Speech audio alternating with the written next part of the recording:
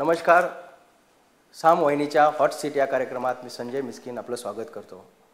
मित्रांनो, विधानसभा निवडणुकीचा आखाडा आता सुरू झाला आहे आणि अशा वेळेस राज्यात गेल्या 3 वर्ष ज्या सिंचन क्षेत्राभोवती राजकारण फिरवलं त्या सिंचन विभागाचे म्हणजे कृष्णा खोरे महामंडळाचे मंत्री शशिकांत शिंदे आज आपल्यासोबत आहेत. नमस्कार भाऊ. या सगळ्या मुलाखती दरम्यान शिंदे यांच्याकडून आपण सिंचनाच्या संदर्भात कृष्णा खोरे महामंडळासंदर्भातील माहिती तर जाणून घेणारच आहोत. त्याशिवाय राज्याच्या सिंचन क्षमतेविषयी, राज्याच्या सिंचन प्रश्नाविषयी आणि राज्याच्या सिंचन घोटाळ्याविषयी देखील आपण माहिती जाणून घेणार आहोत.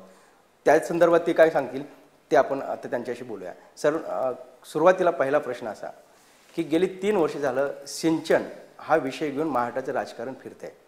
या सगळ्याविषयी, या सगळ्या आरोपांविषयी किंवा सिंचनाच्या सगळ्या प्रक्रियेविषयी गेल्या 3 वर्षातल्या राजकीय घडामोडीविषयी काय सांगाल?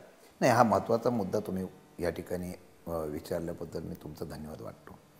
एक तर मी हा मुद्दा ज्यावेळेला मी मंत्री नव्हतो त्याच्या वेळेला मला वाटतं एकदा मुलाखतीच्या वेळेला पण मी सांगितला होता की स्पेसिफिक या विषयाच्या संदर्भातला आरोप आणि दुसऱ्या बाजूला जो मुद्दा येतोय तो याची आवश्यकता याकडे गांभीर्याने बघणं गरजेचं होतं.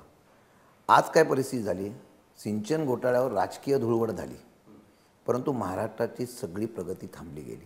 ही वस्तुस्थिती आहे.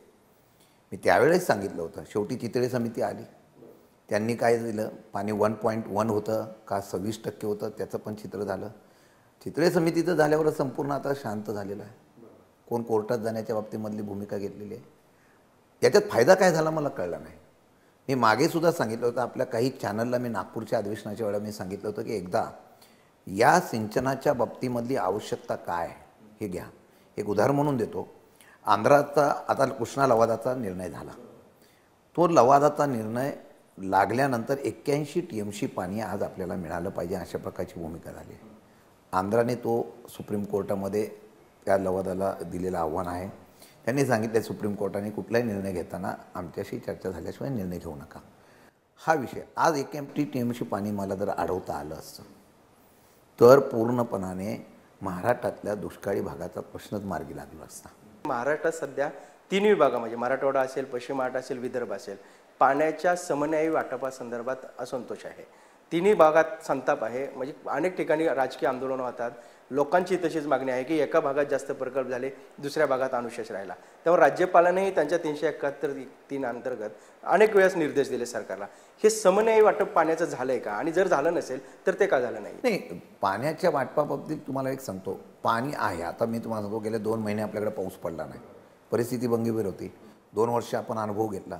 निसर्गाचा कधी कशा पद्धतीने हे राहील, आज काल दुर्घटना घडली आपल्याकडं, हे सर्व बघितल्यानंतर मिळणारं पाणी अडवणं आणि त्याचा विनियोग करणं हे आज आपल्या हातामध्ये आहे.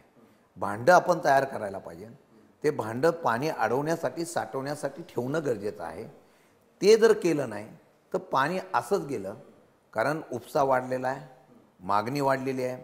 एका घरामध्ये आपण गाव बघितलं तर गाव 20 वर्षाच्या 10 वर्षाच्या निकषामध्ये तिप्पट चौपटीने वाढतं. पाण्याचं प्रचंड मागणी वाढल्यामुळे असलेलं पाणी साठवून त्याला देणं हे नियमानुसार आहे. आता यामध्ये जो मुद्दा आहे तो सिंचनाचा बॅकलॉगचा.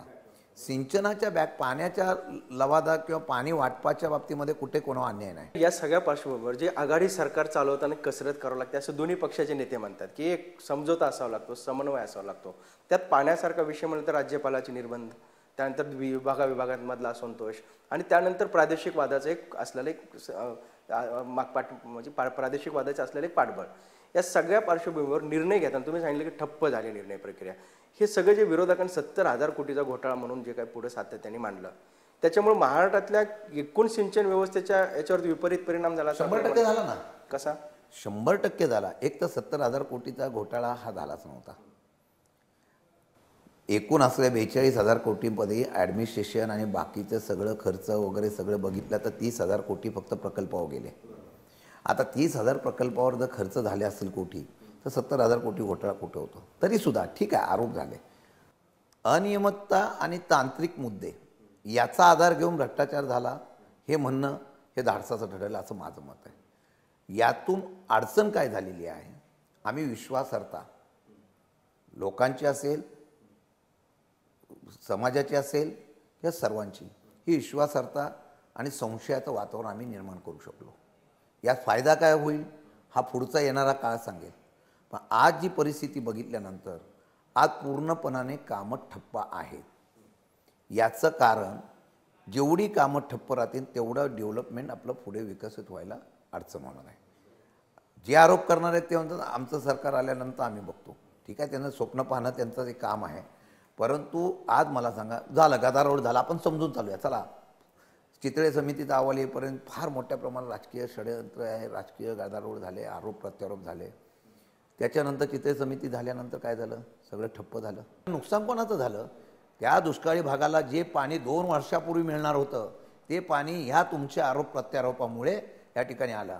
आणि दुर्दैव काय होतं, आम्ही राजकीय भाषणं करताना तिथे येतो आणि राजकीय भाषणं करताना आम्ही काय सांगतो, अजिबात नाही हे असं केलं आहे त्यामुळे केलं आहे. तिथं आल्यावर बदलतात. नाही, आम्ही त्याला विरोध केलाच नव्हता, आम्ही विरोध केला होता भ्रष्टाचाराला. आणि इथं मग अनुशेष किंवा ह्याच्यावर भांडण बसतात. शेवटी जनतेसाठी काम करणारा सरकार असतं. तो निर्णय घेत असताना त्यामध्ये तो निर्णय लोकांसाठी घेतला तर त्याचा परिणामाचा विचार करावा लागत.